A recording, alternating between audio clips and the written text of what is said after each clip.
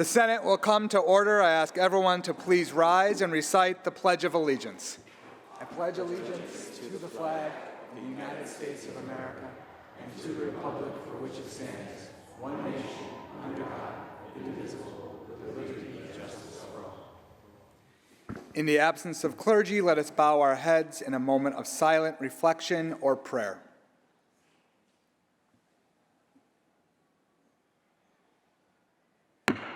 Reading of the journal. In Senate, Monday, April 28, 2025, the Senate met pursuant to adjournment. Journal of Friday, April 25, 2025, was read and approved. On motion, the Senate adjourned. Without objection, the journal stands approved as read. Presentation of petitions, messages from the Assembly, messages from the Governor, reports of standing committees, reports of select committees, communications and reports from state officers, motions and resolutions. Senator Gianaris. We're going to start with an immediate meeting of the Rules Committee in room 332, Mr. President. There will be an immediate meeting of the Rules Committee in room 332. The Senate stands at ease. Senate stands at ease. The Senate will return to order. Senator Gianaris. There's a report of the Rules Committee at the desk, Mr. President. Please take that up. The Secretary will read. Senator Stewart-Cousins from the Committee on Rules reports the following bills. Senate Print 7672 by Senator Martinez, an act to amend the general municipal law. Senate Print 7673 by Senator Krueger, an act making appropriations for the support of government. Both bills report direct to third reading. Move to accept the report of the Rules Committee. All those in favor of accepting the report of the Rules Committee, please signify by saying aye. Opposed, nay.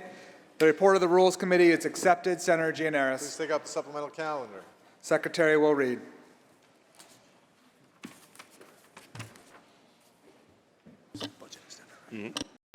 Calendar numbers 713, Senate Print 7673 by Senator Krueger, an act making appropriations for the support of government. Is there a message of necessity and appropriation at the desk? There is a message of necessity and appropriation at the desk. Move to accept the message. All those in favor of accepting the message, please signify by saying aye. Opposed, nay. The message is accepted. The bill is before the House. Bill will be laid aside. Please the controversial calendar. Secretary will ring the bell. Secretary will read. Calendar number 713, Senate Print 7673 by Senator Krueger, an act making appropriations for the support of government. Senator O'Mara, why do you rise? Yes, Mr. President, if Senator Krueger would yield for some questions on this extender. Will the sponsor yield? Indeed, I will. Sponsor yields. Good morning, Senator. Yesterday evening, clearly with great fanfare, the governor announced a budget agreement with a budget at $254 billion, $10 billion above the current year's or last year's budget. Last year, an agreement was announced, and then we heard from Senator Andrea Stewart-Cousins and Speaker Hasty that they didn't know what she was talking about. Is there an agreement at this point on this budget, and where are we? There's a conceptual agreement. So I think there's a little more information than at this moment in history last year when, again, the governor also announced that it was done when some of us were like, well, not quite yet. So not quite yet, but closer. We are still having three-way discussions on many different details within a financial plan that will add up to the amount that the governor announced yesterday. So we do have a general outline of the amount of money coming in and being spent. We are still having discussion about any number of individual policy discussions within the budget. This extender goes through Thursday. I believe we will be back here Thursday morning to pass hopefully one final extender. And then I do not have a crystal ball, but I would guess we will probably be ready to do the budget bills when we come back on Monday. Thank you, Senator. Mr. President, the Senator will continue to yield. Will sponsor yield?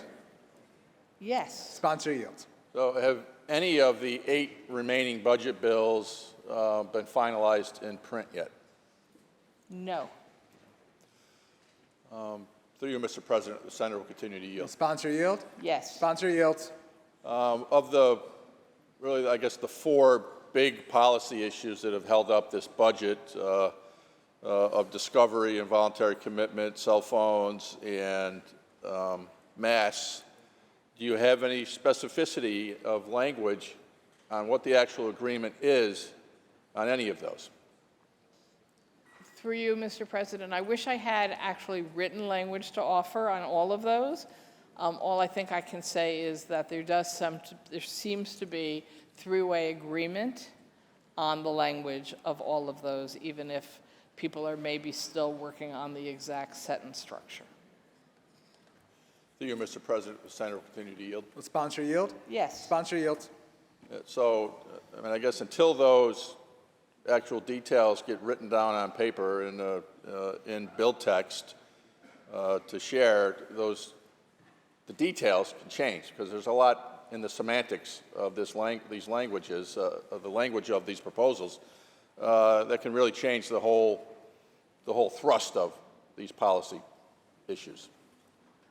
I agree, which is why I would prefer that we didn't operate in a scenario where there's a press conference saying there's a deal when there is only the conceptual framework of a deal. I personally also always prefer to see things in writing. I always am telling people when they make propositions to me, when they suggest things to me, I'm like, could you put it in writing and let me review? I'm just a legislator. I know how to read legislation. I don't necessarily know how to interpret what you're saying as being exactly what I'm hearing. So yes, I would prefer that everything was in writing. I try to work that way in my personal life, but right now we do not have final language for budget bills, which is why we are not bringing budget bills to the floor or even into the legislative computer system. Thank you, Mr. President. The senator will continue to yield. Sponsor yield? Yes. Sponsor yields. Senator, one of our, overriding concerns with the lateness of this budget has been school budgets and the need to have those finalized and passed. And I think we're past that point of return. But at this point, with this conceptual agreement, is there an agreement on overall education spending for our school districts? And are there school runs available? Mr. President, there are not school runs available.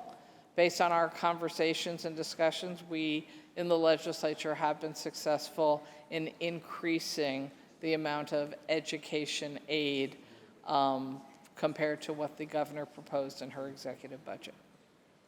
To you, Mr. President, the senator will continue to yield. Sponsor yield? Yes. Sponsor yields.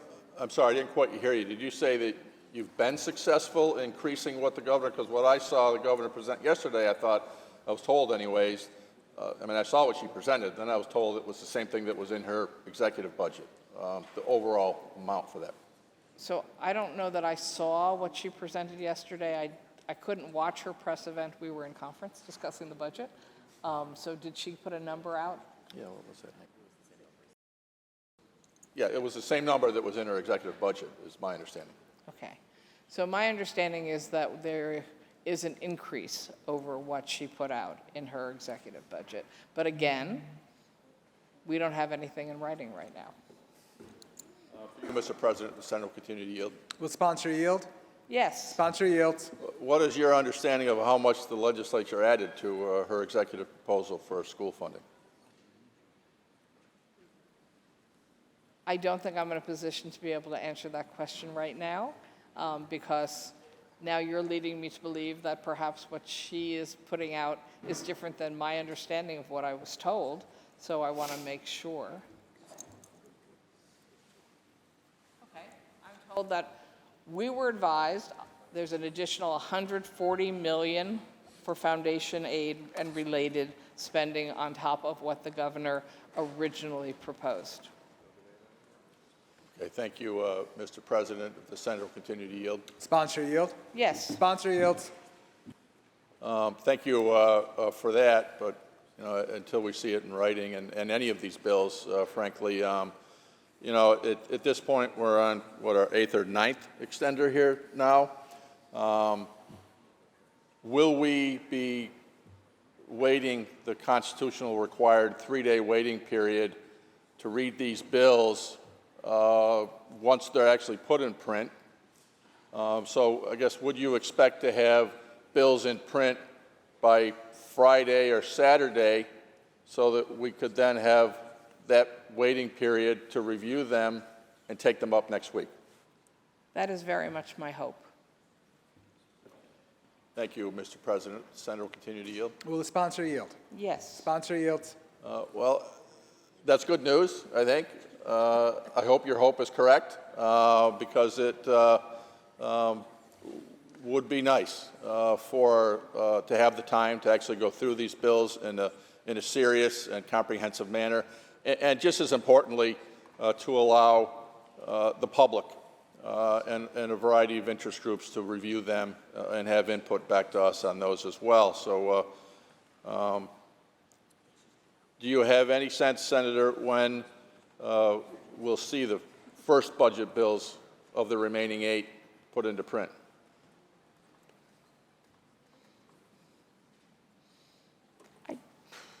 I wish I could tell you. I mean, I do know that there's a continuing pattern throughout every year of the legislature, which is you are able to get the least controversial ones done earliest and get them out and ready. And then the continuing negotiations, because clearly negotiations are not done, on the most controversial, end up going into the last budget bills, which you'll attack me for later when we bring them to the floor. Trust me, I know this game. And you'll go, why is that issue in a revenue bill? And I'll go, because we always do the revenue bill last. And you'll go, why? Because that's the way we do it, even though I agree we shouldn't. And the last topics that finally get resolved go into the last 2 big bills. So it is quite possible we could have some bills done fairly quickly, but they won't be the controversial ones with all the things we want to know about, because those will be the later ones. Thank you, Senator. Mr. President, the senator will continue to yield. Will the sponsor yield? Absolutely. Sponsor yields. Have there been table targets issued yet for the general joint conference committees to get together on? Yes, we have table targets that add up to $375 million. I am not aware that there's a schedule yet of discussions, but I can read you, I can read this gentleman's handwriting.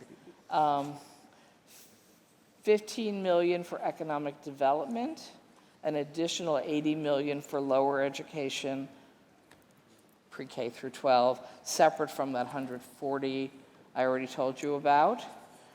15 million for, what's that say? Oh, in print, that's even better. Thank you so much, Siki.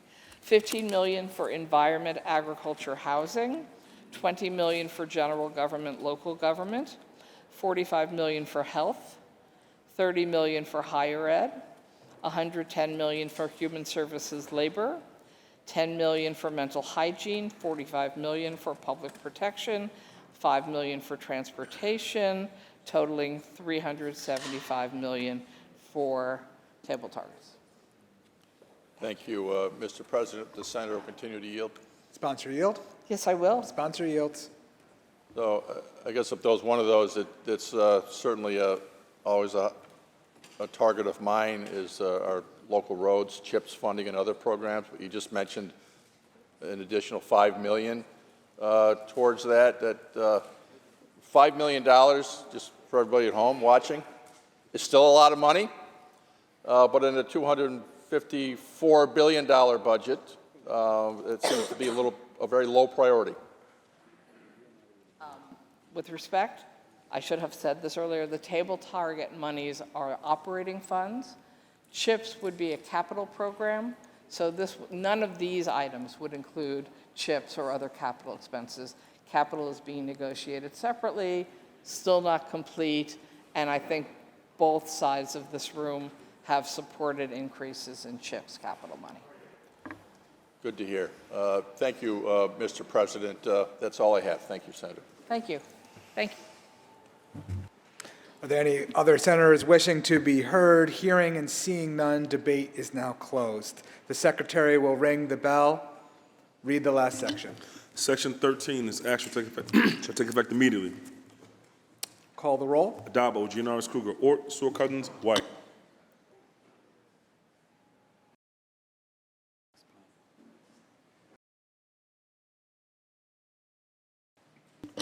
Announce the results. In relation to calendar 713, voted in the negative are Senators Borrello, Lanza, Ort, and White. Ayes 57, nays 4. The bill is passed. Senator Gianaris, that completes the reading of the controversial calendar. Thank you, Mr. President. Let me take a moment to recognize a former colleague who is in the chamber with us from the Flower City of Rochester. Senator Rick Dollinger is with us today. Let's welcome him.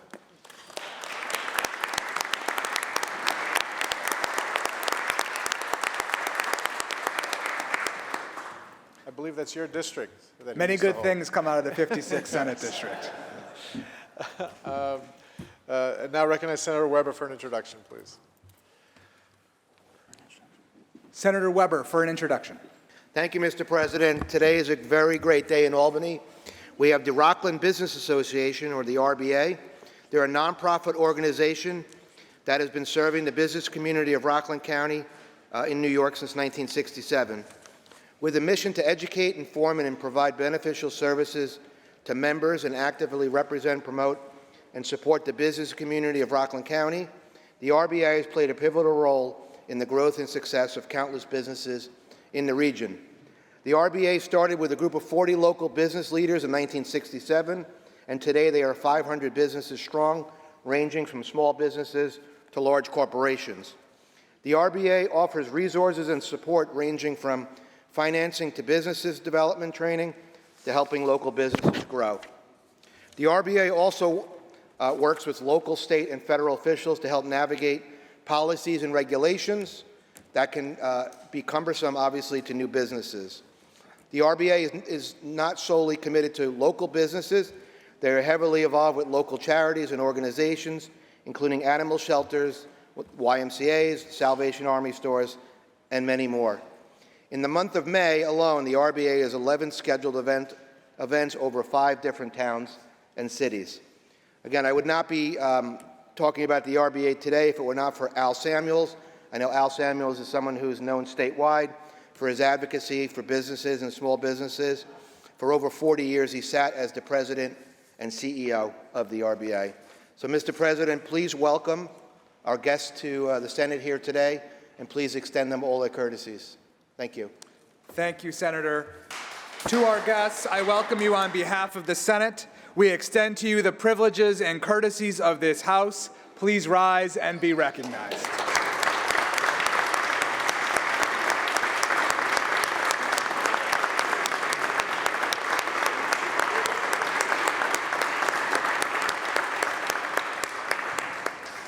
Senator Gianaris. Mr. President, I move to adopt the resolution calendar with the exception of resolutions 827 and 835. All those in favor of adopting the resolution calendar with the exception of resolutions 827 and 835, please signify by saying aye.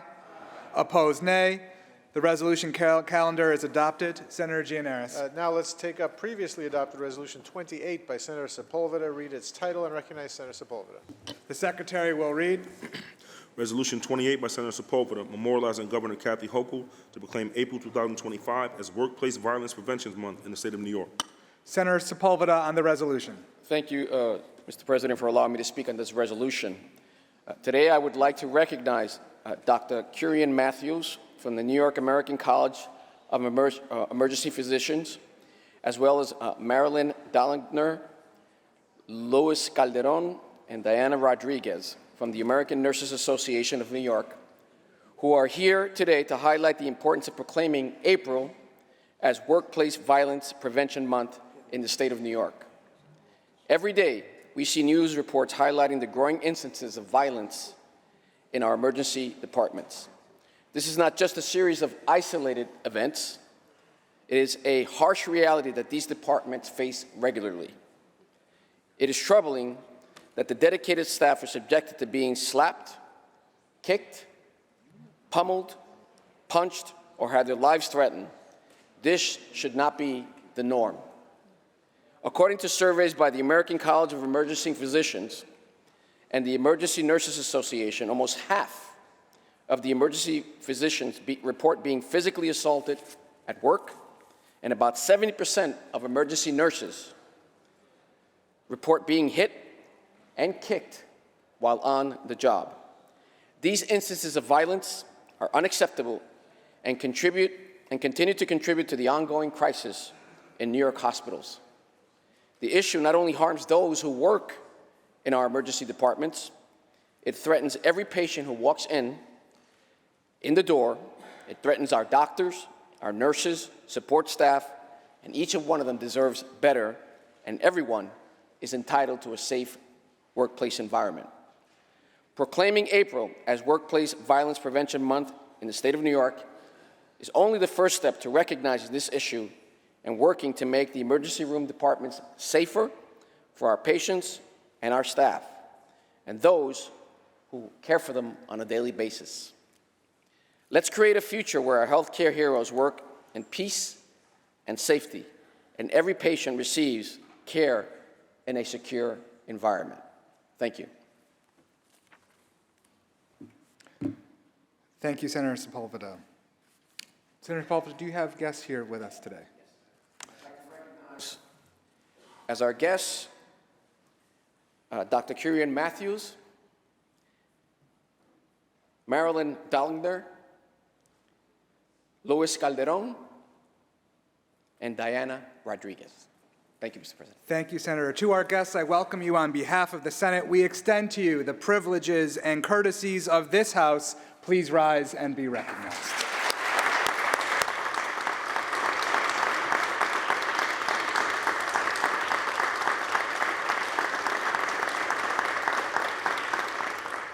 The resolution was adopted on January 14th. Senator Gianaris. Mr. President, please take up Resolution 827 by Senator Comrie. Read that resolution's title and recognize Senator Comrie. Secretary will read. Resolution 827 by Senator Comrie, congratulating Yvonne Reddick upon the occasion of her retirement as district manager after more than 40 years of distinguished service to Community Board 12. Senator Comrie on the resolution. Thank you, Mr. President, for allowing me to present this resolution today. Ms. Reddick could not be here today, but I wanted to read it into the record because she has been serving as district manager, working at Community Board 12 since 1981 and district manager since 1989. She's the first female to hold the position. Queens Community Board 12 is the largest community board, second largest community board in New York City. Ms. Reddick has had a vital role in the development of Jamaica and indeed the communities of Jamaica as a role model and as a person that was continually fighting to maintain her community's confidence through so much change. It reflects her commitment to protecting and uplifting her constituents and her capacity to see straight through the heart of people's issues.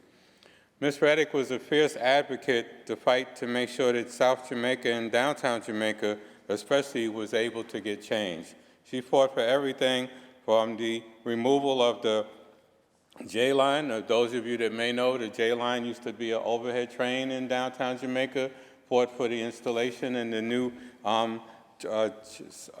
Parsons Boulevard, Archer Avenue station, worked to make sure that the Long Island Railroad created the air train, and worked also to make sure that York College had the opportunity to develop as well. There's not been one part of Southeast Queens that hasn't been impacted by the advocacy, by the knowledge and resources provided by Yvonne Reddick. I'm honored that we are able to give her a personal proclamation today, which we'll deliver to her at her home at another time. But I just wanted to share with you that she has been given so many opportunities to pass on her knowledge. The main thing with Yvonne Reddick is that she liked to share. She liked to role model. She liked to give people an understanding of the intricacies of government.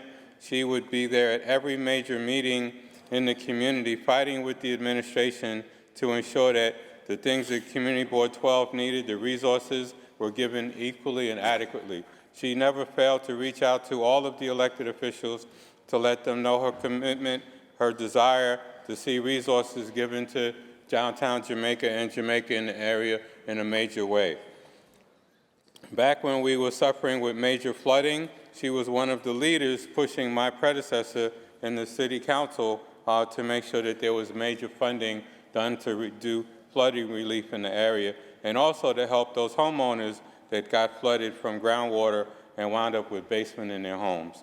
Yvonne Reddick has never failed to take on issues, to fight to improve her community, to fight to share the resources with other community board managers and other people to ensure that people could understand the intricacies of government, the policies, how New York City was able to move their budget. She is truly a role model and someone that I've been able to count on as a mentor, as a confidant, and as a friend, but most importantly, as a patron and a person that this city has depended on for over 40 years, working on behalf of our community. So I just wanted to take this opportunity, thank you, Mr. President, for allowing me to talk a little bit about someone that has been truly dedicated to the life of New York State, improving it for all of its residents. And I want to thank Yvonne Reddick for her service. Thank you, Mr. President.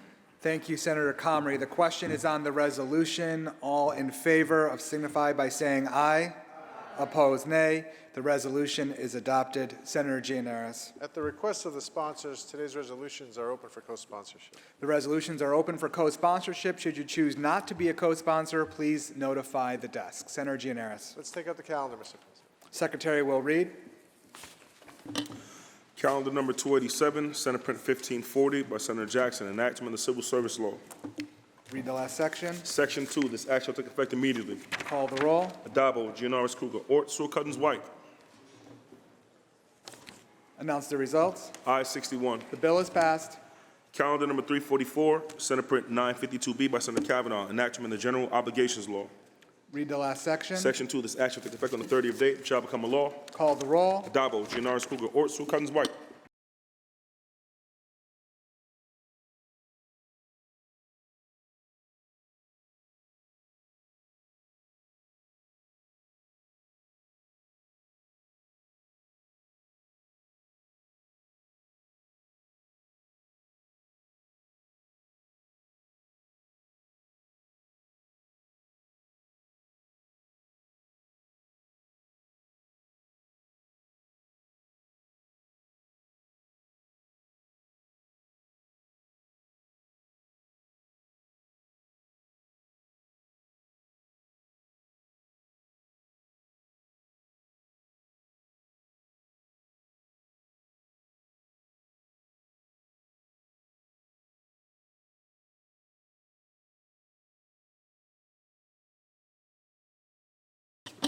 Announce the results. In relation to calendar 344, those senators voted in the negative are Senators Ashby, Borrello, Canzeri Fitzpatrick, Gallivan, Griffo, Helming, Lanza, Martins, Matera, Oberacker, O'Mara, Ort, Palumbo, Rhodes, Rawlson, Skoufis, Steck, Tedisco, Walzick, Weber, and White. Also, Senators Murray and Senators Chan, ayes 38, nays 23. The bill is passed. There is a substitution at the desk. The secretary will read. Senator Fernandez moves to discharge from the Committee on Crime Victims, Crime, and Corrections, Assembly Bill number 4159A, substituted for the identical Senate Bill 1806A, third reading, calendar 380. Substitution so ordered. The secretary will read. Calendar number 380, Assembly number 4159A by Assembly Member Jackson, enactment of the correction law. Read the last section. Section 2, this act shall take effect on the 60th date, shall become a law. Call the roll. Adabo, Gianaris Kruger, Ort, Stewart Cousins, White.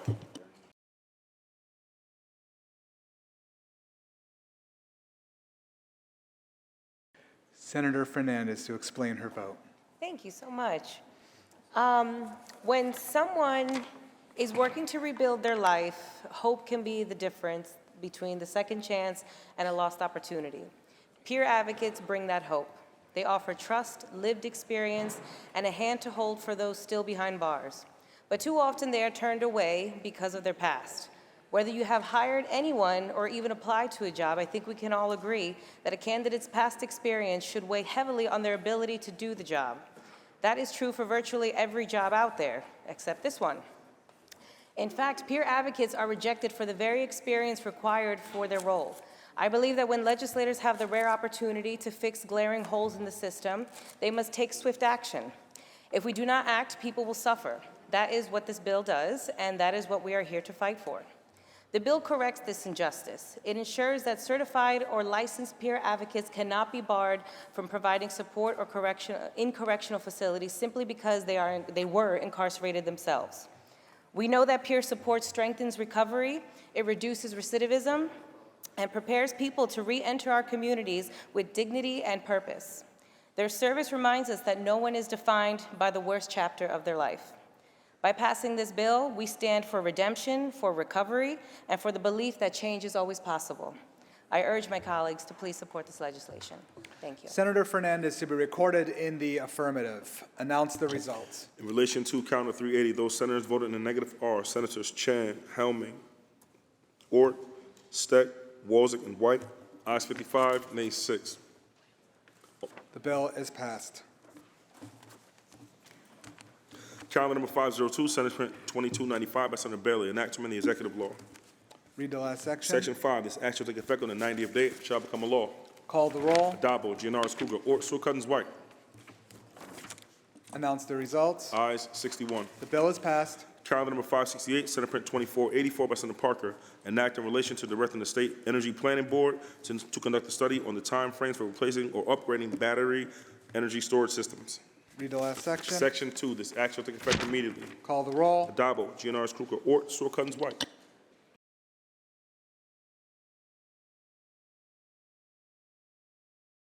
Announce the results. In relation to calendar 568, voted in the negative are Senators Griffo, Martins, Ort, and Walzek. Ayes 57, nays 4. The bill is passed. Calendar number 597, Senate Print 6244 by Senator Skoufis, an act to amend the executive law. Read the last section. Section 2, this act shall take effect on the 90th day after it shall become a law. Call the roll. Addabbo, Gianaris Kruger, Ort, Stewart Cousins, White. Senator Skoufis to explain his vote. Thank you very much, Mr. President, for allowing me to explain my vote. And I want to express my gratitude to colleagues for supporting this bill for, I believe, the third session in a row now. This is the Lieutenant Joseph Banish Mental Health Act. And as we all know, our police officers throughout the state have, at times, incredibly dangerous jobs and missions that they report to every day. And some days, there is trauma associated with those tasks that they undertake.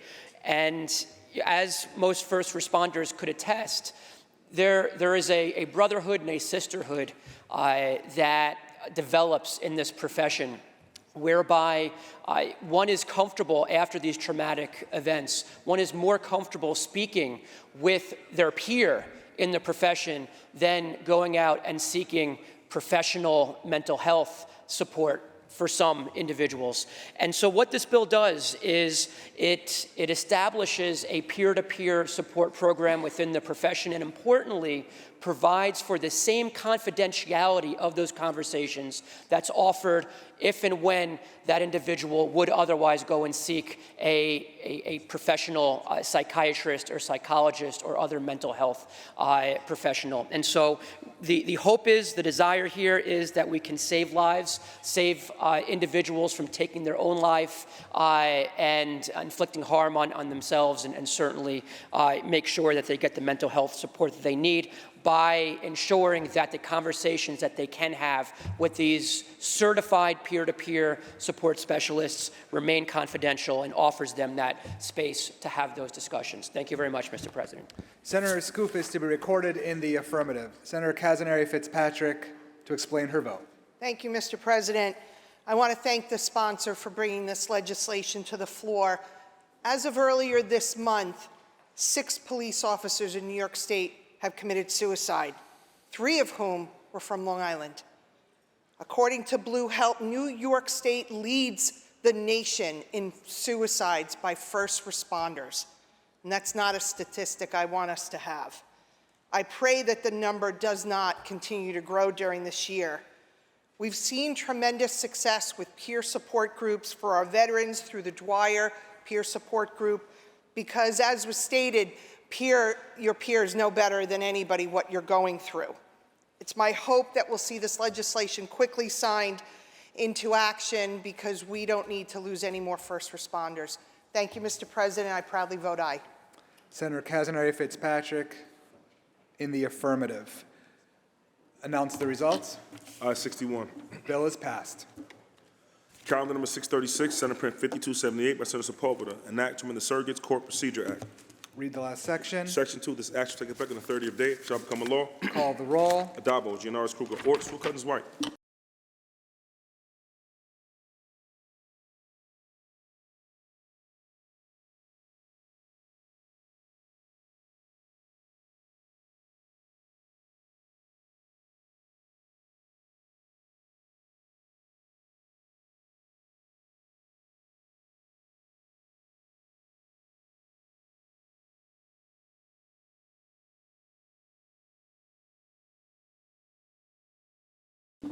Announce the results. In relation to calendar 636, those senators voted in the negative are Senators Borrello, Chan, Gallivan, Griffo, Helming, Lanza, Martinez, Oberacker, O'Mara, Ort, Palumbo, Steck, Tedisco, Walzick, Weber, and White. Also, Senator Martins. Ayes 44, nays 17. The bill is passed. Calendar number 664, Senate Print 4722 by Senator Fahey, an act from the Arts and Cultural Affairs Law. Read the last section. Section 2, this act shall take effect on the 120th day and shall become a law. Call the roll. Addabbo, Gianaris Kruger, Ort, Sewell Cousins, White.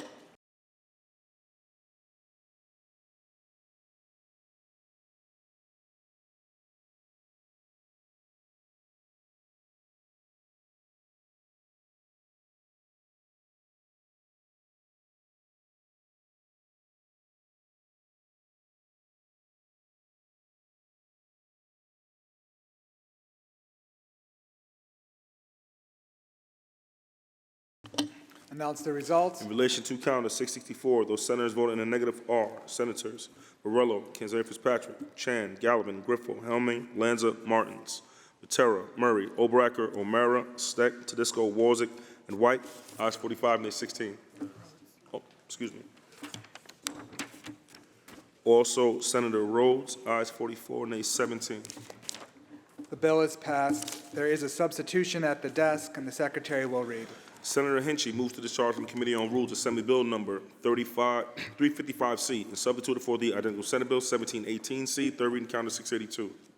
Substitution so ordered. The secretary will read. Calendar number 682, Assembly Number 355C by Senator Barrett, by Assemblymember Barrett, an act to amend the real property tax law.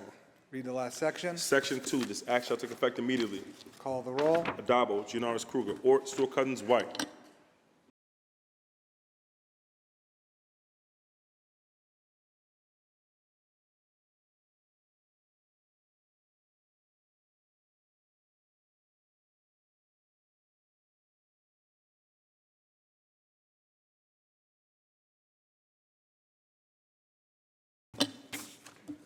Announce the results. In relation to calendar 682, voted in the negative are Senators Ashby, Kanzeri Fitzpatrick, Lanza, Martins, Matera, Murray, O'Mara, Ort, Skoufis, Walzick, and White. Also, Senator Steck. Ayes 49, nays 12. The bill is passed. There is a substitution at the desk. The secretary will read. Senator S. Ryan moves to discharge from the Committee on Rules Assembly Bill Number 6770 and substitute for the identical Senate Bill 7285, third reading, calendar 683. Substitution so ordered. The secretary will read. Calendar number 683, Assembly Number 6770 by Assemblymember Griffin, an act to amend the real property tax law. Read the last section. Section 7, this act shall take effect on the 30th day and shall become a law. Call the roll. Addabbo, Gianaris Kruger, Ort, Sewell Cousins, White.